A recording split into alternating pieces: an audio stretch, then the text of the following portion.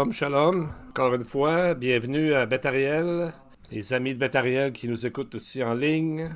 Nous voulons toujours élever le nom du Seigneur qui est merveilleux et tellement bon. Et juste hier, notre équipe d'évangélisation a donné 7.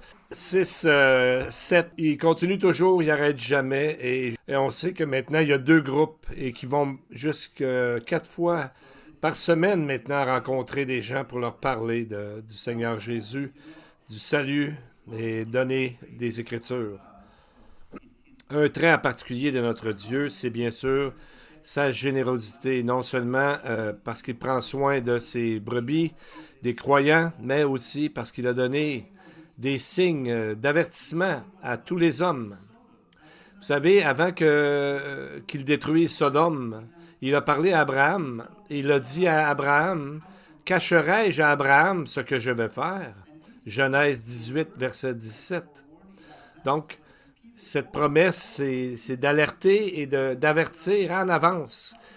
Et on voit ça tellement, tellement souvent dans la parole, dans les prophéties, que Dieu avertit le peuple d'avance de certaines choses et toujours avertir d'écouter sa voix. Sinon, il y a des problèmes qui peuvent nous arriver, il y a des conséquences. Mais on a tendance à oublier parce que là, il y a d'autres signes qui arrivent, d'autres choses arrivent dans les nouvelles et on oublie finalement. On est des gens comme ça en général.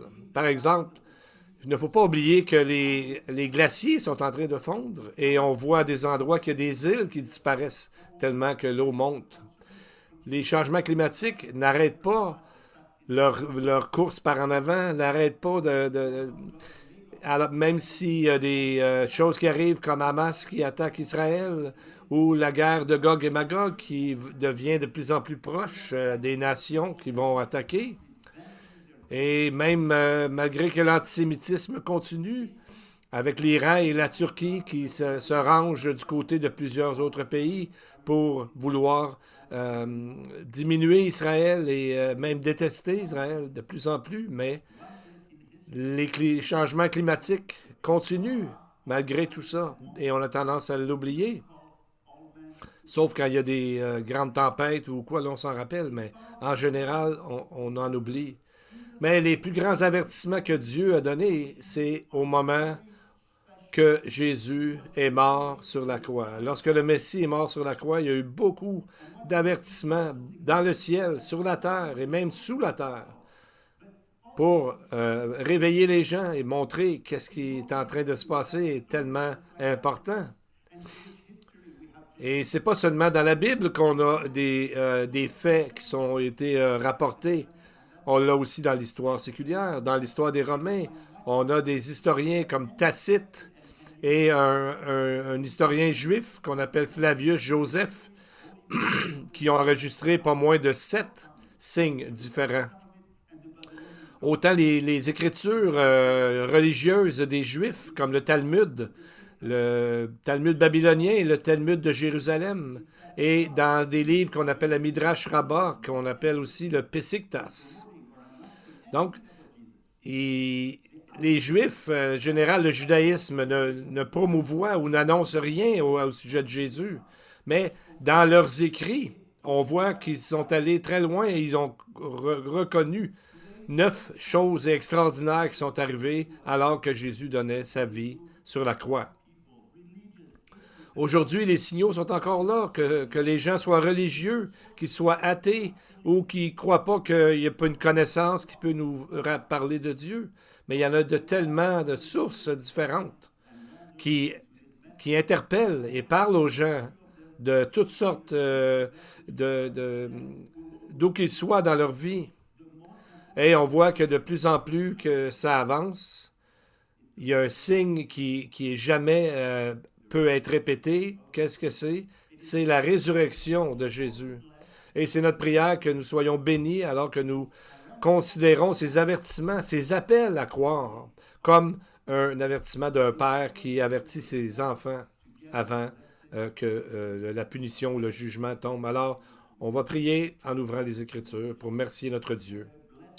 Seigneur, notre Dieu, nous te remercions, Roi de l'univers, que tu as donné la parole de Dieu aux humains pour pouvoir la lire. Tu as planté parmi nous la vie éternelle. Seigneur, nous te bénissons, toi qui nous as donné la chance d'avoir les Écritures saintes. Alors, nous continuons dans le chapitre 15 de l'Évangile de Marc et nous voyons que pendant 3 longues heures, pendant qu'il recevait tous les jugements, les punitions de tous les péchés du monde, Jésus ne dit aucun mot.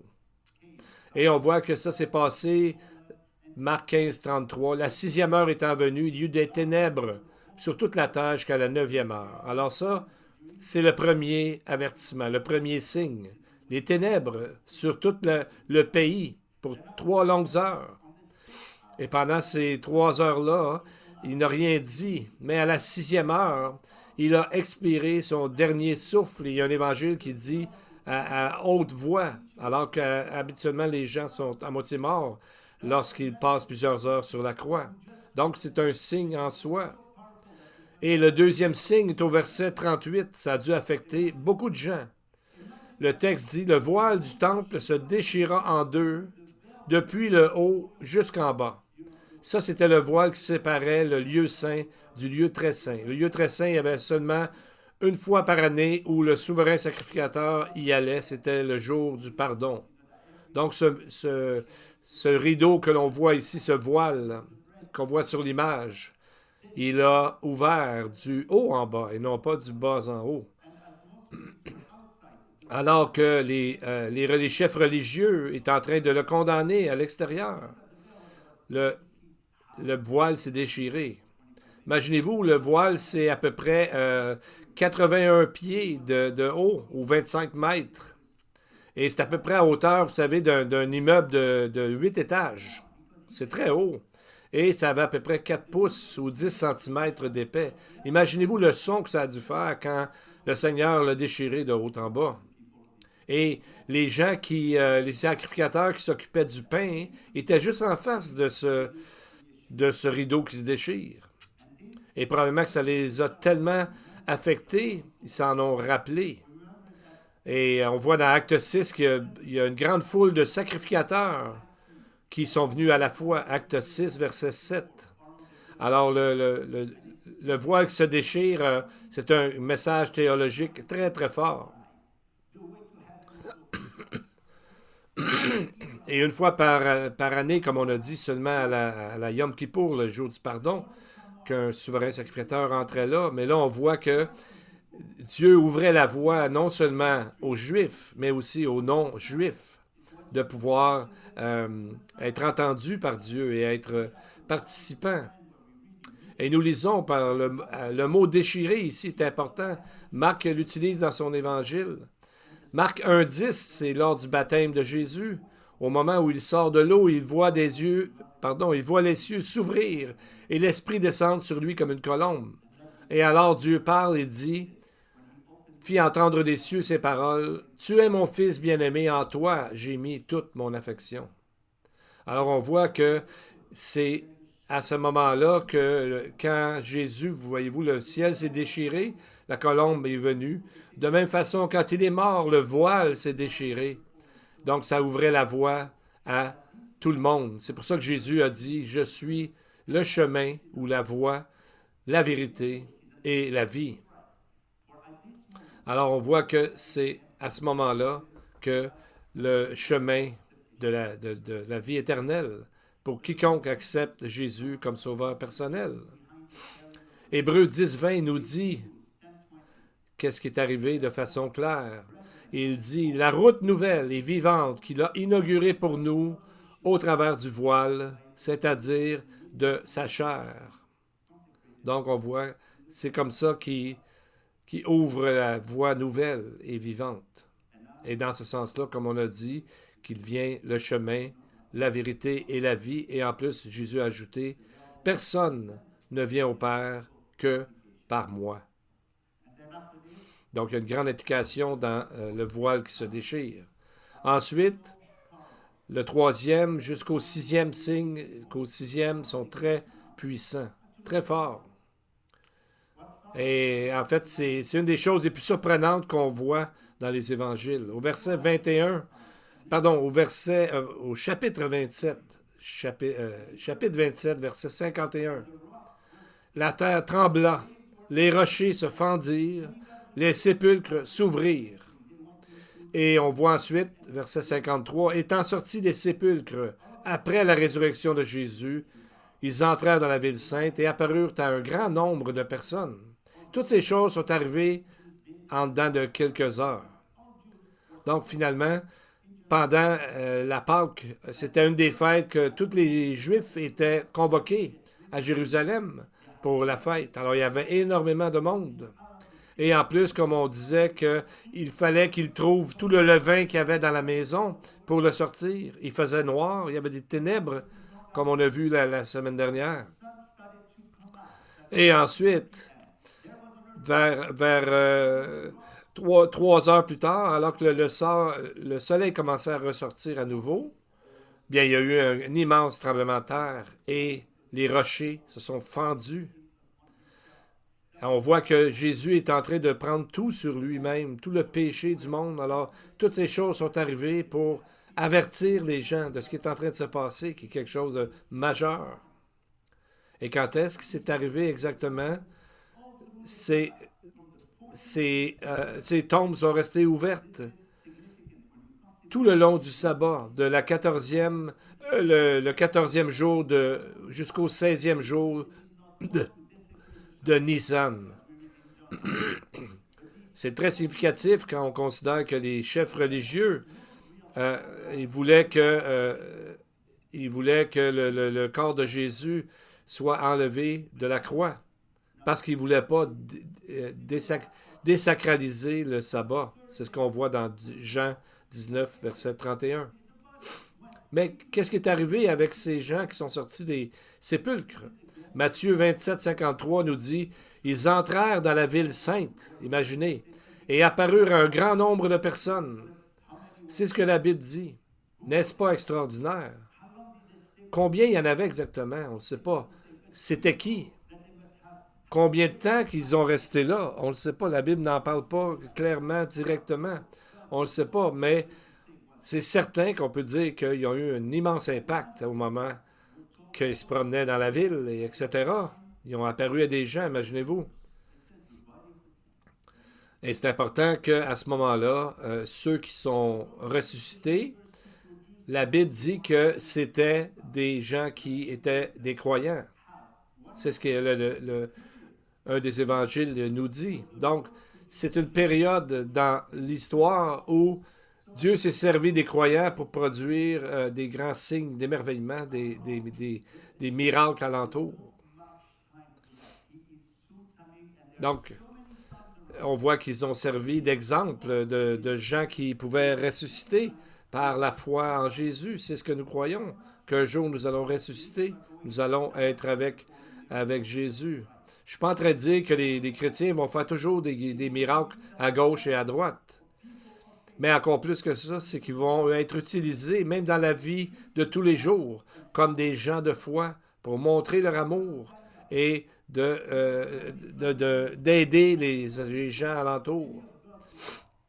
Comme Daniel, qui a impressionné les Babyloniens alors qu'il a décidé de ne pas briser la loi de Dieu concernant ce qu'il mangeait, et Dieu l'a utilisé avec puissance. Même chose avec Joseph, qui, malgré les circonstances très difficiles contre lui, a toujours gardé la foi et la parole de Dieu, et il a été tellement béni par Dieu. Il a même servi de canal de bénédiction pour le pays d'Égypte. Donc, quand on est croyant, il faut se demander, est-ce que je suis prêt à être utilisé par Dieu dans des temps aussi importants que maintenant? Ensuite, on va voir les signes, les manifestations qui sont arrivées quand Jésus a brisé son silence après les 3 heures de ténèbres. Donc, on voit un coup qu'il est mort, c'est ensuite qui est arrivé tant de choses. C'est sûr que la mort du Messie n'était pas pour passer inaperçu. Il y a des signes qui sont les plus importants, ça concerne la résurrection, mais il y a d'autres signes qui préparent la voie. Les ténèbres sur toute la terre. Deuxièmement, le voile du temple qui a été déchiré. Il y a eu un tremblement de terre. Les rochers se sont ouverts. Je ne sais pas trop pourquoi, mais c'est comme ça. Et les tombeaux se sont ouverts. Et les morts croyants sont sortis lors du troisième jour. Pour les autres signes, on va en voir dans la suite du message. Je vais vous partager ce qu'ils ont écrit dans leurs livres religieux, dans le Talmud et d'autres écrits juifs. Les deux Talmuds rapportent des choses qui sont arrivées vraiment extraordinaires.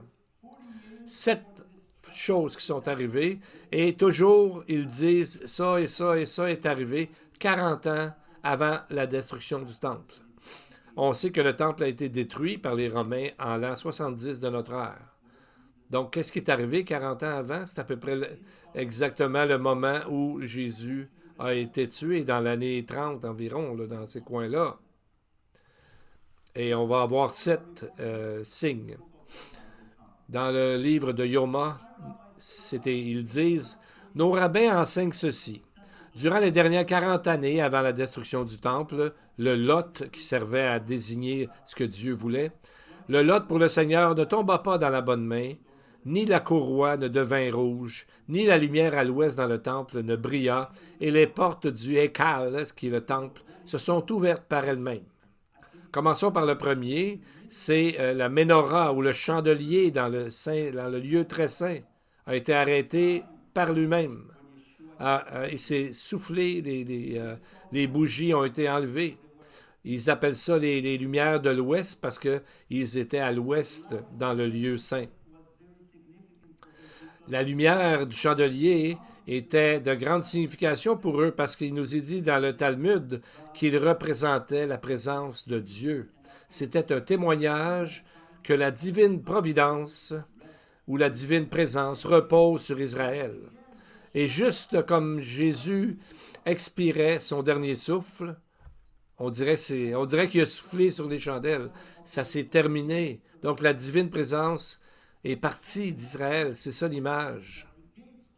Et en plus, ils disent que les portes sont ouvertes par elles-mêmes. Et en plus, ils ont resté ouvertes.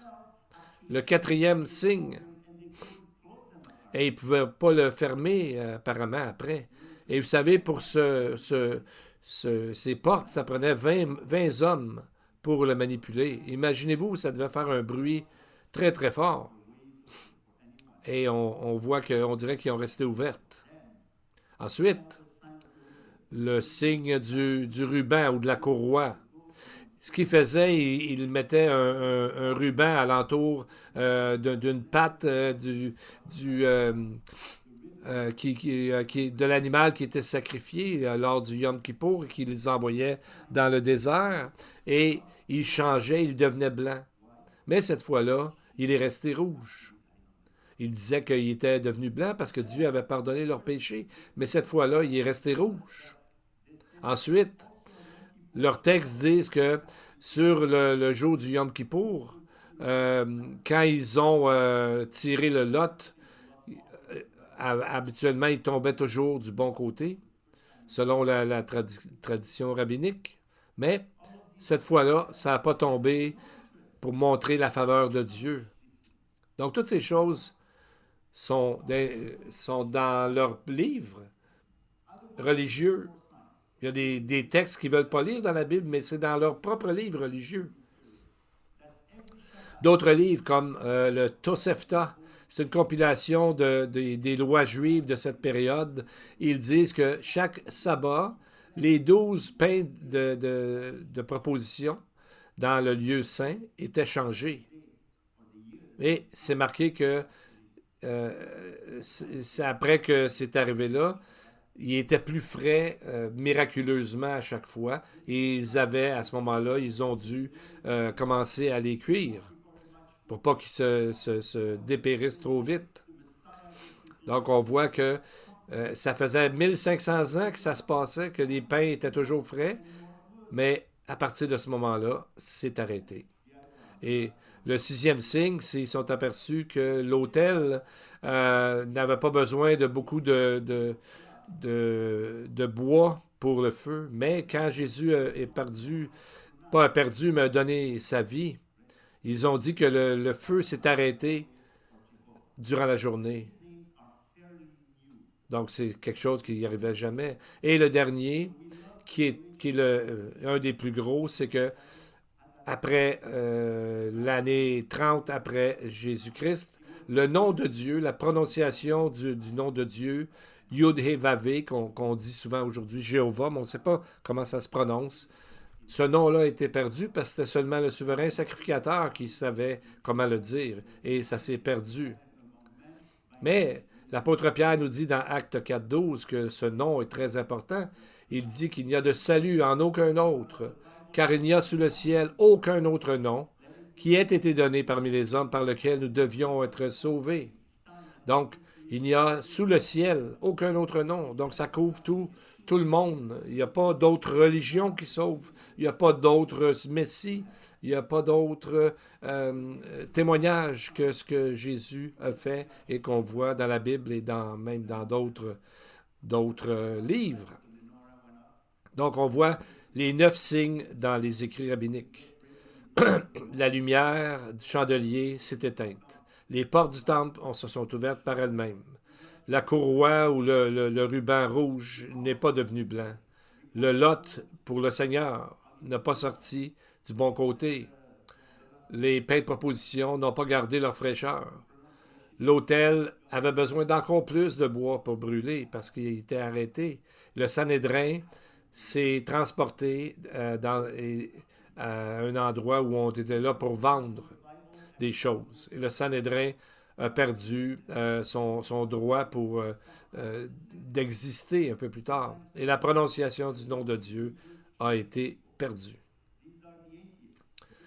Et on va parler de 2 autres témoins, Flavius Joseph et Tacite, qui ont dit des choses alors qu'ils étaient des gens laïcs, des gens non religieux, et même athées ou agnostiques.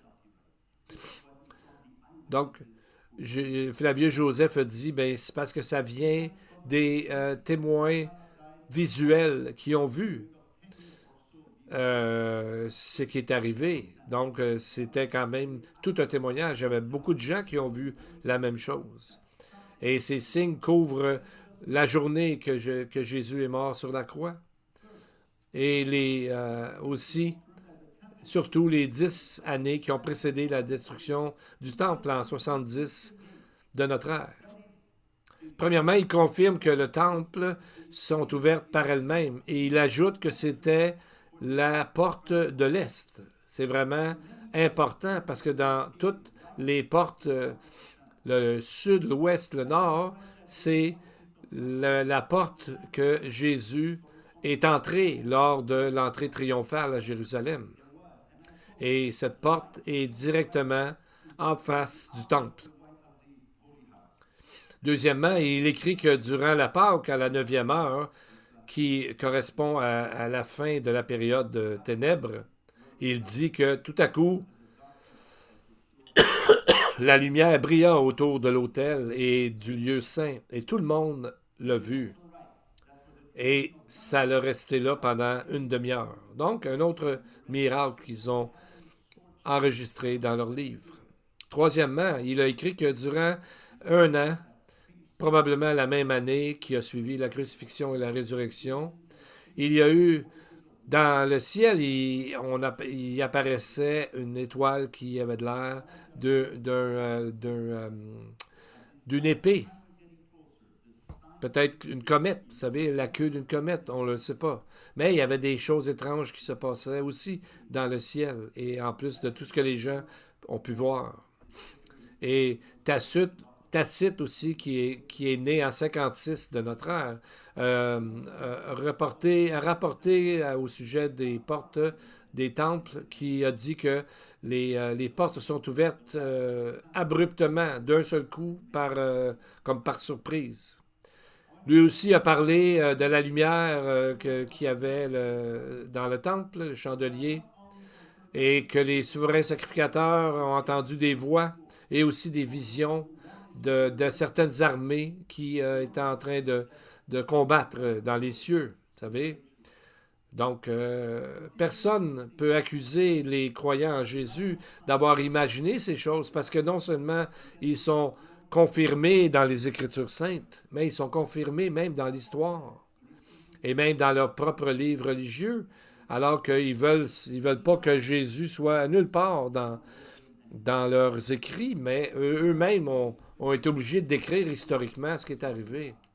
On voit la grande générosité de Dieu qui dit dans Éphésiens 1,8 que Dieu a répandu abondamment sur nous par toute espèce de sagesse et d'intelligence. Dieu a répandu ses richesses pour nous, les croyants. C'est répandu, c'est vraiment avec une grande abondance que le texte nous dit. Maintenant, allons dans une nouvelle section. C'est là qu'on approche les signes de la résurrection de Jésus, le plus grand des signes, quelque chose qui ne peut pas se répéter tel quel. Et lorsqu'on arrive au chapitre 39 du chapitre 15, on voit que l'intensité semble s'amenuiser et c'est plus facile à suivre, comme un conte qu'on raconte aux enfants, vous savez. Psaume 35, David a dit « Car sa colère dure un instant, mais sa grâce toute la vie. » Donc, on voit qu'après ça, tout ce qui est arrivé comme signe terrible semble se calmer. Et Dieu est là pour quand même appeler les gens à travers aussi la douceur que non seulement à travers des choses fantastiques qui peuvent se passer. On voit que quand tout ça est arrivé, les tombes sont ouvertes, les ténèbres, les tremblements de terre, et on pense que sa crucifixion était tout près d'un cimetière sur le mont des Oliviers. Et on sait qu'il y avait un centurion qui était en face de la croix. Dans la crucifixion, il a été témoin et il a dit quoi? Il a dit vraiment, cet homme était le Fils de Dieu. C'est intéressant de voir qu'un non-juif confesse cette réalité. Le roi d'Israël, c'est un soldat. Il devait avoir le cœur quand même, il a vu des choses, mais quand il a vu comment Jésus a agi, il a dit, cet homme était le Fils de Dieu.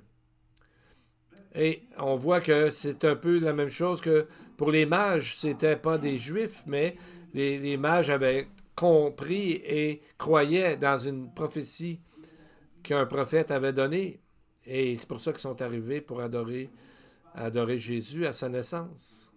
Et on voit la grâce et l'amour de Dieu, car Jésus a prié pour les gens qui lui faisaient ça. Il a dit, Père, pardonne-leur, car ils ne savent pas réellement ce qu'ils font. Donc, ces choses ont dû affecter et toucher le cœur du centurion, parce que lui a compris à la fin qui était le Messie. Et il y a encore beaucoup de témoins, des femmes. Marc 15, verset 40, 41. Il y avait aussi des femmes qui regardaient de loin. Parmi elles étaient Marie de Magdala, Marie, mère de Jacques le mineur, et de Josée, et Salomé, qui le suivaient et le servaient lorsqu'il était en Galilée, et plusieurs autres qui étaient montés avec lui à Jérusalem. Donc, ce texte-là, c'est comme un souffle d'air frais, parce que parmi toutes les femmes, seulement 3 sont nommées. Donc, ça, c'est selon le prérequis de la loi qui disait qu'un fait ne pourra s'établir que sur la déposition de 2 ou 3 témoins. Donc, ça, c'est dans Deutéronome 19, 15, que Jésus est mort et ressuscité. On voit qu'il y a 3 femmes de nommer précisément. Et en plus, le témoignage des femmes n'était même pas accepté dans un cours de justice romaine. Mais le Seigneur, lui, a ouvert une nouvelle ère, une nouvelle période, où il n'y a plus vraiment d'hommes et de femmes dont tout le monde est égal. Galates 3, 28 dit « Il n'y a plus ni esclaves ni libres. Il n'y a plus ni hommes ni femmes. Ils ont tous un même Seigneur. » Romains 10, 12. Pour Dieu et pour nous, ce témoignage est valide. Donc, il n'y a plus d'inégalité, que les femmes n'ont pas droit en cour de justice ou des choses comme ça.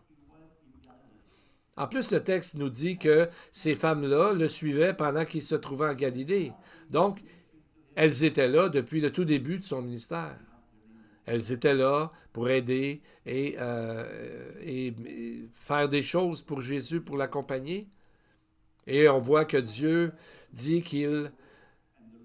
Hébreux 6, verset 10 dit « Dieu n'est pas injuste pour oublier votre travail et l'amour que vous avez montré pour son nom, ayant rendu et rendant encore des services aux saints. » Donc, ces femmes-là étaient touchées par Dieu, suivaient Jésus dans ses démarches, et Jésus leur est apparu, premièrement à elles, directement à la résurrection. On ne sait pas tout ce qui est au sujet de ces femmes-là, mais on voit que le Seigneur, lui, les connaît. C'est ça qui est important. Et on voit que Dieu dit qu'il n'est pas injuste pour oublier votre travail et votre amour. Ce que vous faites pour Dieu, avec amour, comme 1 Corinthiens 13 dit, chaque action qu'on fait pour le royaume de Dieu, vous savez, quand le texte nous dit « Faites tout pour le royaume de Dieu », toutes ces choses-là, Dieu n'est pas injuste, il ne l'oublie jamais. Et il va nous récompenser pour ça. Donc, c'est vraiment intéressant de voir ça. Maintenant, on peut se demander où étaient les hommes pendant ce temps-là. Bien, on sait qu'il y avait un homme parmi ces femmes-là, parce qu'il était avec Myriam, la mère de Jésus, qui a été traduite par la suite Marie. Mais dans ce temps-là, c'est certain qu'elle ne s'appelait pas Marie, qui est un nom plutôt latin. Et on voit que ça prenait du courage pour Jean de se présenter là, parce qu'il aurait pu être arrêté. Comme Pierre, qui avait été remarqué aussi, peut-être arrêté, mais le Seigneur a permis que cet homme puisse être épargné. Et en plus, on sait que Jean a écrit 3 lettres, 3 épîtres, et un livre très important dans la Bible, le livre de l'Apocalypse. Mais où étaient les autres 10 disciples? On sait que Judas était mort, s'était tué, mais on va aller essayer de voir où étaient les hommes. Regardez les versets 42. On va essayer de voir, premièrement, d'autres hommes qui sont montré leur courage avant d'aller voir les autres. Le soir étant venu, comme c'était la préparation, la veille du sabbat, arriva Joseph d'Arimathée, conseiller de distinction, qui lui-même aussi attendait le royaume de Dieu. Il osa se rendre vers Pilate pour demander le corps de Jésus. On dirait que ce personnage-là arrive de nulle part, Joseph d'Arimathée. On va essayer de voir qu'est-ce que Dieu a permis qu'on dise à ce sujet-là. Les 4 évangiles parlent de lui. Dans Luc, il est appelé un homme bon et juste. Dans un autre évangile, on dit qu'il attendait le royaume de Dieu. Luc 23, 50. Donc, cet homme connaissait les Écritures, connaissait les prophéties sûrement, et il en est venu à croire à l'établissement du royaume de Dieu. Donc, il va demander la possibilité de s'occuper de Jésus. Jean nous parle aussi d'un autre. Nous parle de lui comme quoi qu'il était secrètement un disciple de Jésus. Matthieu le présente aussi comme étant un disciple de Jésus, Matthieu 27. Marc aussi nous dit qu'il attendait le royaume de Dieu. Et il met l'emphase sur le fait que c'était un homme de courage. Il est allé voir Pilate, malgré le fait que les chefs religieux avaient déjà décrété que quiconque confessait le nom de Jésus comme Messie serait excommunié. On voit ça dans Jean 9, 22. Donc, ça ne devait pas être facile pour lui d'aller voir Pilate, le chef des Romains à ce moment-là. Mais, comme il avait compris toute la puissance de Jésus, bien, il n'avait pas peur de cet homme-là, et Dieu lui a donné le courage d'aller voir pour faire une bonne action, et dont les 4 évangiles ont parlé, donc c'est vraiment important. Donc, on voit quelqu'un qui arrive de nulle part et qui accomplit, dans le fond, une prophétie qui est écrite dans Ésaïe 53, 9, qui dit « On a mis son tombeau avec le riche », parce que le tombeau de Joseph d'Arimathée qu'il avait choisi de donner était parmi les riches. Parce que dans ce temps-là, les pauvres avaient des petits tombeaux de rien du tout. Et un autre qu'on voit, Nicodème, un autre membre du Sanhédrin, qui lui avait aussi la foi et le courage pour aider dans l'ensevelissement du Messie. C'est quelque chose de grand parce que on voit que c'était un des témoins. Jean 19, 39 nous dit, Nicodème, qui auparavant était allé de nuit vers Jésus, ça c'est dans le chapitre 3, pour poser des questions à Jésus, puis Jésus lui a dit, si tu ne nais pas de nouveau. Alors Nicodème est venu à apporter un mélange d'environ 100 livres de myrrhe et d'aloès. C'est énorme, c'est beaucoup. Et c'est quelque chose de précieux pour embaumer quelqu'un. Et dans Marc 16,1, on voit que Marie de Magdala, Marie, mère de Jacques et Salomé aussi ont acheté des aromates pour embaumer Jésus. Et comment ils faisaient l'embaumement des aromates, etc. Et c'était seulement pour la royauté qu'on faisait ça. On le fait pour David. On voit dans 2 Chroniques 16, 14, on avait mis David, qui était décédé, sur un lit qu'on avait garni d'aromates et de parfums préparés selon l'art du parfumeur. 2 Chroniques 16, 14. On voit aussi quand la reine de Sheba est arrivée pour aller voir la sagesse de Salomon, qu'est-ce qu'elle a amené? Elle a amené des épices, des aromates. La reine Esther aussi, on lui a donné beaucoup de la myrrhe et des épices et des aromates. Esther 2,12. Et on a parlé tantôt les mages qui ont amené à Jésus de la myrrhe, de l'encens et de l'or, parce que reconnaissant qu'il était le roi des Juifs. Donc, on voit que ces femmes et Joseph d'Arimathée et Nicodème croyaient dans la résurrection et s'attendaient que Jésus ressuscite le 3e jour, mais ils en ont pris soin quand même et ça leur a coûté cher. Ces femmes-là n'étaient pas riches, Joseph d'Arimathée peut-être, mais Nicodème devait être un homme assez, peut-être pas pauvre, mais on ne le sait pas. Mais on voit que même s'ils savaient que Jésus était pour ressusciter, ils l'ont quand même traité avec immensément de respect, comme se doit quand on s'occupe de quelqu'un. Verset 44-45, on voit la réaction de Pilate envers Joseph d'Arimathée. Pilate s'étonna qu'il fût mort si tôt, Jésus. Il fit venir le centenier et lui demanda s'il était mort depuis longtemps. S'en étant assuré par le centenier, il donna le corps à Joseph. Donc on voit qu'il était tellement étonné, stupéfait serait un mot encore plus fort. Parce qu'habituellement, les gens qui étaient crucifiés ne mourraient pas rapidement. Parfois, ils étaient sur la croix pendant plusieurs jours. Mais puisque le sabbat était tout près d'arriver, les chefs religieux ont demandé qu'on lui brise les jambes afin qu'il puisse mourir plus vite. Mais ils n'ont pas eu à briser les jambes de Jésus parce qu'il était déjà mort. Il avait déjà expiré son dernier souffle. Mais ça aussi accomplissait une prophétie. Le texte dit, s'étant approché de Jésus et le voyant déjà mort, ils ne lui brisèrent pas les jambes. Et tout ça est arrivé, au verset 36 dit, car ces choses sont arrivées afin que l'Écriture fût accomplie, aucun de ses os ne sera brisé.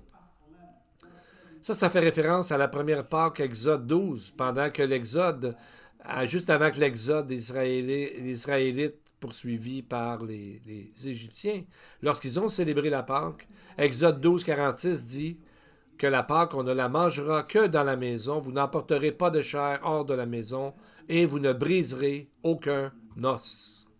Donc, c'est ça que la prophétie qui s'est accomplie, c'est que il n'a pas été brisé, cet agneau pascal sur la croix. Aucun de ses os ne sera brisé. J'aimerais terminer avec un écrit de Flavius Joseph, qui n'était pas un croyant en Jésus, mais qui dit quelque chose de neutre, mais qui nous amène des faits merveilleux. À peu près à ce moment, Jésus, un homme sage, car il faisait des œuvres merveilleuses, enseignait les gens qui étaient prêts à recevoir avec plaisir cette vérité.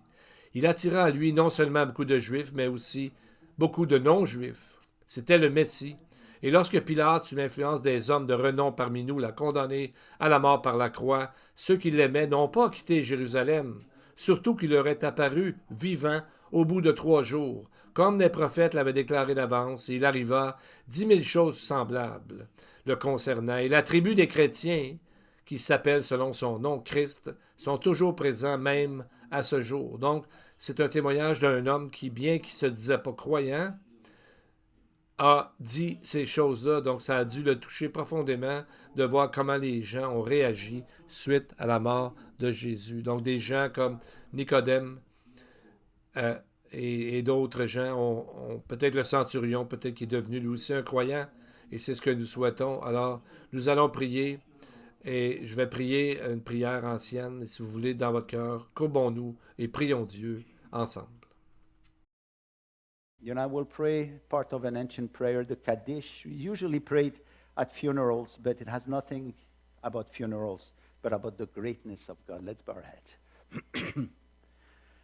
Vitkadash Shemeraba, exalted and hallowed be his great name in the world which he created according to his will. May he establish his kingdom in our lifetime and in our days, and in the lifetime of the whole house of Israel speedily and at a near time. May his great name be blessed forever and to all eternity. We thank you, O God, for your amazing grace revealed in Yeshua, our Messiah. And we thank you that Yeshua now appears in heaven to intercede for us and will appear a second time as the King of Kings who comes to judge the world and put away iniquity. Thank you so much for his coming in grace, for his throne of grace, for his all-sufficient grace. And to the congregation, the Lord bless you and keep you. The Lord makes his face shine upon you and be gracious to you. The Lord lift up his countenance upon you and give you peace. Amen and amen. May the Lord bless you. Amen. Oh, Jerusalem, I have set watchmen. I have set watchmen.